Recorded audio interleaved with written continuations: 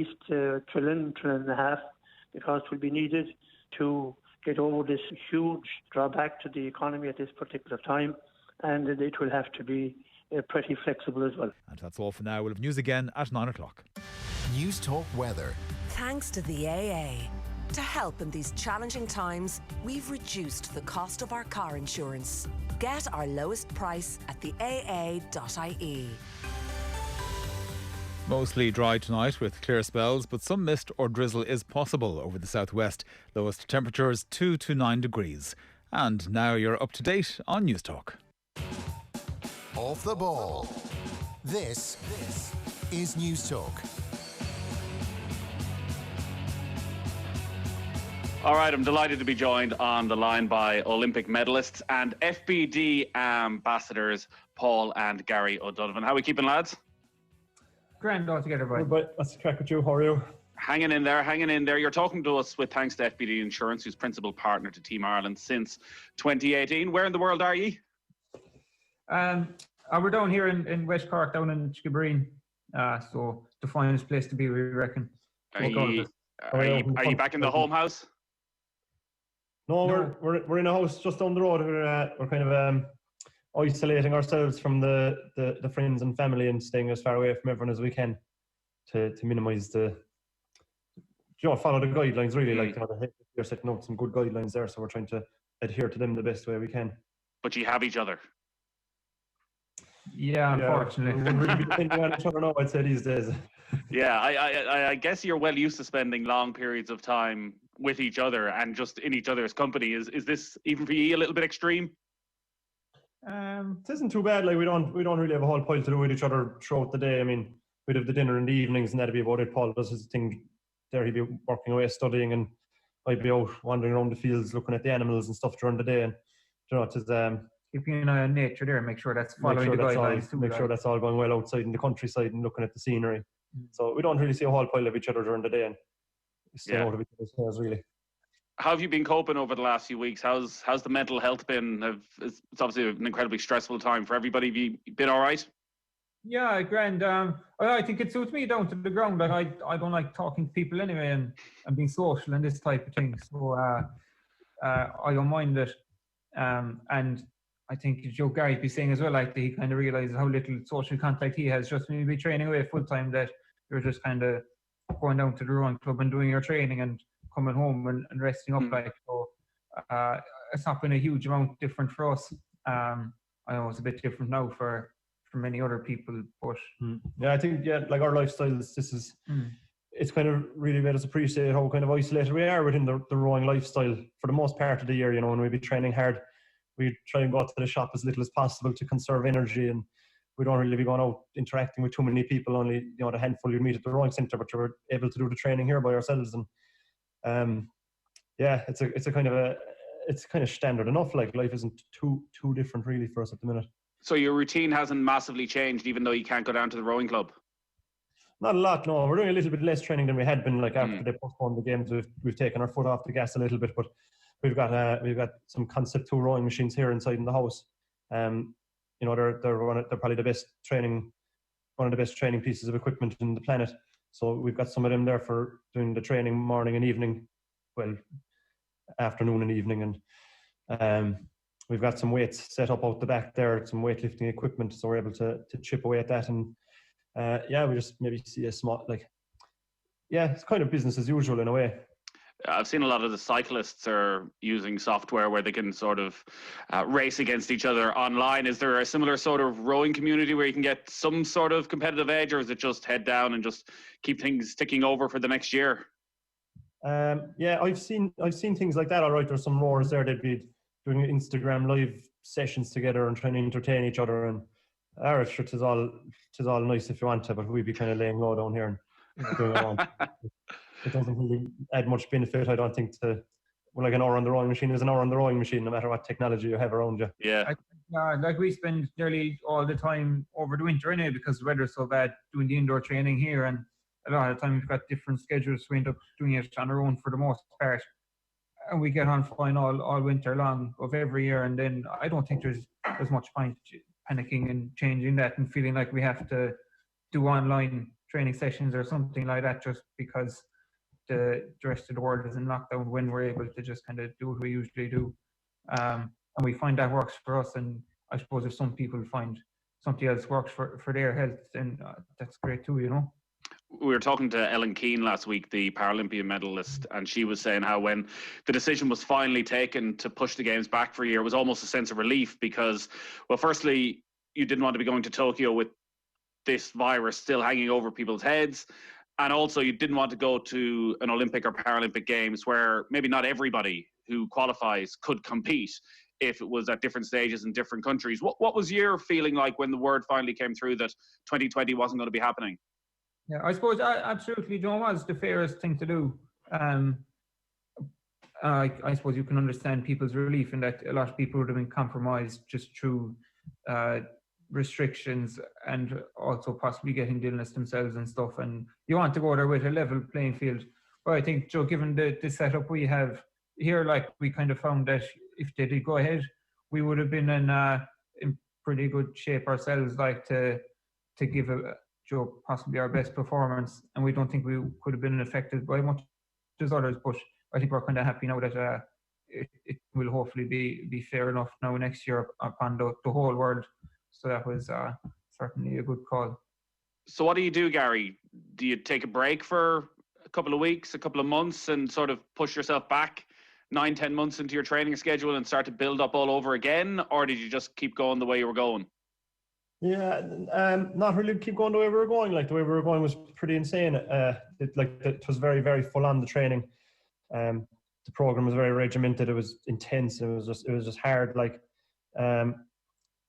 we were coming to the end of the road for the Olympiad, and you were really giving it socks. But I guess, we definitely won't be coming to a stop or taking any time off. I mean, if we, it sounds nice to be like, oh yeah, it's been postponed a year, we'll take some time off. But every time you take off is negative progress. Like, after a couple of weeks, you'll start getting unfit, and we're very, very fit because we had been training so hard all year up until now. And it'd be an awful shame to lose that work and let it go to waste. So it's kind of like, yeah, we're not training as hard. We've taken our foot off the gas a bit, but we want to try and maintain what fitness we have and what effort we've made so far. We don't want to let that go to waste and try and keep that work in the tank, and hopefully it'll stand to us coming into next season when things start kicking off again. When was the decision going to be made about who would have been in the boat in Tokyo? About a week after the games were postponed, I think. Right. Yeah. So it was that tight, because obviously maybe for people who missed it. So we were. Yeah. So Paul won the World Championship last year with Fintan McCarthy. You'd had probably a difficult enough year of it, Gary, in terms of injury and the build up to that, but we're very much trying to force your way back in. How had the 3-4 months gone? Did you feel you'd given yourself your best shot? Oh yeah, definitely. Yeah, we were all good to go. I mean, there was a bunch of us there. Like, there's myself, Paul, Fintan, of course, Fintan's brother Jake. He was in the European Championships with Fintan last year to finish 5th. Shane O'Driscoll was thrown in the mix as well. He was the world champion from 2017 in the lightweight pair. And there was 5 of us there. We'd been down in Spain a couple of times over the winter training, and we were mixing up different combinations, and we were all going really fast. We done some testing then on the rowing machine just before the games got postponed, and we all set some personal bests on that. So we were all as fitter than we've ever been, any of us. So like, from the whole team perspective, we were going pretty well up until then. Yeah.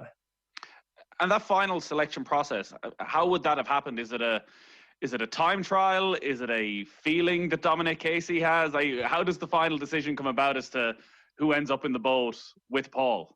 Yeah, well, we try and quantify it as much as possible, given, like, we can't say, okay, I done this time and someone else done this time in a separate race, because there's so many variables. But you do try and quantify it, so you just test different combinations. You move athletes around from one boat to another and test the relative speeds. So nobody's seat is guaranteed in the boat. So you get it down to 4 rowers, and you get 2 doubles, and then you just race them side by side in the 3 possible combinations, and just see then who gets the best time out of the races. And how's it been for you, Paul? As you say, nobody's seat in the boat is guaranteed, but I think the expectation was you would take one of them, that not having Gary there alongside you at a World Championship and potentially maybe not at an Olympics, because I'm sure when you came out of the water in Rio, it was 4 years' time, we're going to be back, very much the two of us. And obviously, you're brothers, you're close. And have you been able to park the emotional side of it and look at it quite rationally of, I've got to be my own guy here, he's got to be his own guy? Yeah, we've always said that, even before the Olympics and just afterwards. We always said, like, we're not in this because we're brothers. We just happened to be at that time the two best guys in the country. And we were always saying afterwards that we hope that there'll be more guys will step up to our level and create a bit more competition. And I suppose we're kind of lucky then in that it did, and that we've a really strong group of lightweight guys going for the 2 seats. We used to be asked as well, over the years after Rio, we used to be asked, how are we going to deal with the competition? Like, is there going to be competition for the boat? And we always said, if there was ever a motivating factor to get into the Irish lightweight double, that was it. We had the top double in the world in 2018, and basically if someone is able to beat me or Paul out of it, they're going to be going into the world champion double. And that motivation stands for everyone in the team. Like myself now, I'm not in the boat. My motivation is if I can beat Fintan or Paul out of it, then I'm going to make the fastest double in the world faster than it already is. And in theory, there's gold medals there to be won. So motivation is there, and it's high for everyone in the team, really. Yeah, in a way, it's a very good news story. You're sort of victims of your own success. That Fintan was probably, 18, 19 when you won the medal in Rio, looking on, thinking, geez, it's not that far away. If I do things right over the next 3 or 4 years, I can be there. And he has done things right, and he has put that pressure on, which is what Irish rowing wants. Yeah, and you see, it's not just in our own boat. All the boats within Irish rowing, they're all improving and they're all getting better. And you can see it. These things take time, and but back in 2016, myself and Paul were pretty much the only crew winning medals. And then following on from that, we went into 2017 and we picked up, there was 2 medals won at the World Championships between the lightweight pair and the lightweight single. And Denise got a silver medal at the European Championships. And Sanita, then she started winning medals then in 2018, becoming a world champion. And we got the men's heavy double. They started making progress. And, the team is just getting bigger and bigger and bigger, and more people are getting more and more belief that there's success there to be had. And, sometimes I think maybe in years gone by that if an athlete came along and they trained hard for 2 years or 3 years, a year or two, and they thought, I didn't make it, I couldn't win a medal, it can't be done. But now, you're able to say, right, this does take time. You mightn't win a medal this year. If you look at Afra Kyo, she was in the final in the 2018 World Championships, but she raced her first senior World Championships in 2014. Took her 4 years to make her first day final at a World Championships, and now she's in the women's 4 hoping to qualify for the Olympics. And these things take time, and I think when there's success there, and when younger athletes see more athletes being successful, they can appreciate and justify giving it the time and giving it the effort, and they know that, okay, if I just commit another year, I will get closer, and if I commit another year, then maybe there's medals there to be won. Is it difficult not to become obsessed with it, Gary, particularly when you are all from the same club? As you talk about going off to Spain for training camps, you obviously end up seeing a huge amount of each other, spending a lot of time in the water together, but ultimately you're in this internal competition ahead of the big competition in Tokyo for this once-in-a-lifetime opportunity. How have you found that process of not letting yourself, I guess, become paranoid or just drive yourself demented about what it all means? I am obsessed and paranoid about what it all means. Yeah. Right. It kind of consumes your everything. People ask, how much time do you spend training? And you're like, well, the physical exercise of rowing, you probably spend, at your peak 4 hours a day. But everything you do around that, your whole life revolves, your whole day revolves around being able to give a good performance for the 4 hours of training. You do 2 in the morning, 2 in the evening. And in order to do that day in, day out, week in, week out for months on end, you really have to structure your life and put yourself in a position to do that. So you have to get into, getting your routine right so that you have food in the fridge. There's no point coming home from a day's training and the fridge isn't stacked with food. And it's just everything you're always switched on about everything. What time do you go to bed? What's the difference if I get 9 hours versus 8 hours? Is 8 hours better? And then take an hour of nap in the day. And, everything, your whole life becomes consumed with it. Your job is 24 hours all year round. And especially, you know, this Olympic year. In other years, maybe you'd be a little bit more laxy-daisy and you'd take things a bit more for granted and you can do a bit more trial and error. But, you know, leading up to the trials and leading up to the Olympics, it's just everything you do, every decision you make, you'd be so paranoid that you'd be really, really thinking hard about stepping off a curb if you're walking through the town. It's like, I really have to be careful where I place my foot here. And, you know, it's you're just switched on with everything, you know, everything you ever do. And yeah, I don't know. Does that answer your question? Yeah, I guess it's more that team dynamic. Like you'd often hear with, say, football teams that, you know, there'd be the odd training ground scrap, which could be a good thing because you're all working towards the same thing. Like generally, I'm sure you all get on very well most of the time, but like, does it all boil over sometimes because there is so much at stake? It doesn't really. Like, I mean, I think we're all of the understanding, like we're all smart enough and wise enough and capable enough in individually in the sport that it's like all I can do is make myself faster. You know, it's not like I can't go out and tackle Paul in the water or block down his stroke or anything like that. You could try. Yeah. So it's like, what can I do? And it's just it's very much about me and my training and what do I do. And, you know, there's other people around you and you're trying to beat them from day to day. But, you know, no matter what Paul does, it can't, like, his training can't make me faster or slower. It's what I do myself. So, and I think we all understand that. So, yeah, you know, we just kind of do our own thing. And I think we're all pretty good at helping each other out. I mean, we're neighbours.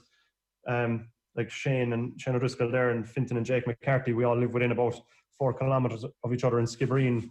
We all train in the same rowing club. We've kind of spent a lot of time with each other over the years, and we're all willing to help each other out too, because it's like if I can make Fintan faster, if I'm generous with him, he'll be generous back to me. That'll help me get faster.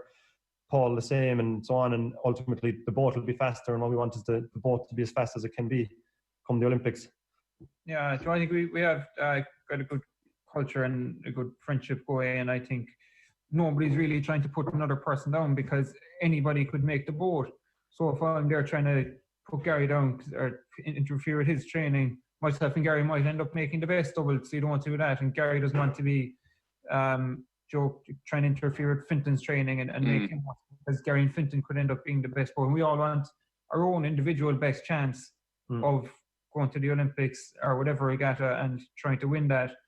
And the only way you can do that is to do the best for yourself that you can, and also try and help out everybody around you. And so I think, we all kind of realise that and just get on with the job then. Do your parents just leave the two of you at it, or are they a bit stressed about the situation? I'd say they'd be worrying away all right. Like, you know, it's a big deal for them, but I think, you know, yeah, that's what parents do, isn't it? That's what they do, yeah. The kind of worrying side of I think most people around do. I mean, people take an interest, you know, and even the people in the town and the fans of the sport and the people who are involved in the rowing club, they'd be asking, like, how are you getting on? Do you know, did you think you'll make it? And you're like, well, I mean, I don't really know. Like, I'm doing my best. I'll try all I can, but I don't have any inside information or anything. Yeah, but by the sounds of what you were saying, this lockdown it's not hugely different to what you're used to then, that you're into a routine of just focusing hour by hour, day by day, and doing the right things at the right time.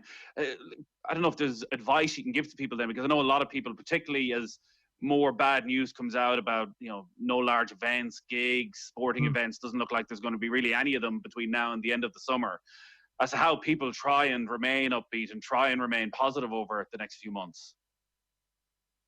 Yeah, I suppose, like for us, what we're trying to do and really make a point of doing here is really following the guidelines and the instructions that the HSE and the WHO and the government are all setting out. I mean, I think that has to be people's priority. And if you can do things around that and make life a bit easier for yourself, yeah, that's great. But like, it's not easy and it is tough. But people are robust, you know, people can deal with a lot, and that's kind of what's necessary at the minute. So yeah, for us, it's like we can train here. We've got rowing machines in the house. We've got weightlifting equipment in the garden. We do that, but you know, we do try not to like go in to do the shopping and forget the milk. You know, we make a big list and make sure we've got everything covered for the week, so we don't have to be making unnecessary trips into town for the shopping. And we don't be, you know, it's nice like our neighbours, like one of our best friends, he lives 400 or 500 meters away from here, and but we don't be going over to his house because it's just not the right thing to do. Even if we thought we could do it in a safe capacity, it's like, does it set a bad example? Is it fair that we're going to visit our friends because we happen to live near them and someone else's friends don't? So, you're trying to level the playing field and set an example for everyone, and make use of devices like this Zoom thing and FaceTime and all of that kind of stuff. And because I mean I'd be quite sociable, and I like going out and meeting my friends for coffee and visiting my friends in their houses and stuff. So I'd probably do a bit more of that than Paul. I'd get up in the morning and I'd have my earplugs plugged in, and I'd be chatting to my friends around the world on Skype or something. Just because I enjoy doing that. And you just have to kind of be robust and do whatever you think, do what's necessary, and try and follow the guidelines. So you're not just spending 8 hours a day watching Netflix? No, I don't even have Netflix, man. What? Yeah. I probably spend like 8 hours a day. So what are you doing to entertain yourselves? Paul's studying. Like, he spends probably 8 hours a day studying. I'd be on just chatting to people, texting people, bringing my friends. I lied. I don't have Netflix, but I do have Amazon Prime, so I watch it. Okay. You've got something to keep you going. What are you studying, Paul? Oh, sorry? What are you studying? Oh, I'm doing medicine there in UCC. So they've been really accommodating, because I took time off in December after the exams to go full-time at the training for the Japan thing. But when that was called off, then I got onto the Quercus scholarship, and they did some liaising with the school, and they've allowed me now to do online modules, and I'll sit the exams in August then for the first time sitting. Okay. They've been very accommodating in that way. And people are accommodating as well, and that's the great thing, and you can really see that at the minute. And FBD have been very good as well, in that they were kind of just sponsoring Team Ireland until this year, say, up until Tokyo, but then they went and extended that further because of the new arrangements. And it's kind of great that people are supportive like that around there as well, and we really appreciate it. And we obviously don't know how this pandemic is going to go over the coming years, but how do you feel as a medical student about probably ending up in the front line over the coming years? Like, is it something that you feel, I'm going to have the correct training, I'll have the correct resources, or is there a natural fear of the current situation that's always going to be there? I think Joe probably could be a really exciting time to be involved in medicine. But then I'm just kind of being a bit cautious as well, in that we don't know what the long-term complications will be if you get a bad dose of the virus, and if you develop lung problems or something like that, it might affect their own performance. So I've not been doing volunteering, but I kind of wouldn't have the time anyway when I decided to sign back up to college and trying to do some training as well to maintain fitness. But in fairness, a lot of people, in not just doctors now, but nurses and care staff and admin, have been doing great work in the hospitals as well. So fair play to them. There is that practical side of it for sports people, that, listen, you're not all multi-millionaires that you can retire once your sporting career ends, and you probably had 2020 planned out post Tokyo and into 2021, because, as you say, with your studies, there was probably a lot of catching up that would need to be done and things you put in the long finger so you could give your full focus. So when that news came through for you, Paul, was it a relief that when it happens, it'll happen in the right way, or was there actually, this is going to majorly upset my plans for a long time to come? I suppose that there is some element of upsetting the plans, but I think there's bigger things in the world right now than what I had planned out. So you just have to readjust and do that. But like I say, everyone's been quite accommodating so far, and everything's kind of working out well for me. And to be honest, I'm not in a huge panic to get on with life. I'm kind of happy doing a little bit of study and getting on with the rowing lifestyle as well. And I don't mind kind of maintaining that for as long as possible. So an extra year onto that, just with the Tokyo thing alone, has been not too bad in my opinion. We've been running a series here on Off the Ball over the last few weeks. We've been doing various counties sporting Mount Rushmore. So picking the 4 greatest sports stars from different counties. We had Cork, and you both got a mention. Didn't quite make it, probably because you're still very young and there's still plenty of opportunities, despite the world titles, despite the Olympic medals. The 4 who got in: Sonia O'Sullivan, Roy Keane, Christy Ring, and Ronan O'Gara. We leaving anyone out? What about the O'Donovan brothers selections? Anyone you'd take out and anyone you'd put in? No, they're good. They're good. I like them. Yeah. It's hard to argue with that. Hard to argue with that, really. Jesus, lads. I needed some sort of an argument. Sports people, I don't know. Dan O'Mahony or someone. The old boxer, isn't he legendary? There's statues of him down the belly hub there. Oh, yeah? I don't know Dan O'Mahony. We'll have to look into Dan O'Mahony a bit further. Big, strong man. Olympic gold, and you're there. I don't know who we're getting rid of. I'm not telling Roy Keane he's gone for starters. That's for sure. Lads, you've been very good with your time. Best of luck with sticking it out. By the sounds of it, you're keeping well, and that's the main thing. Mind yourselves. Thanks very much. Nice one, Nathan. Off the Ball on News Talk.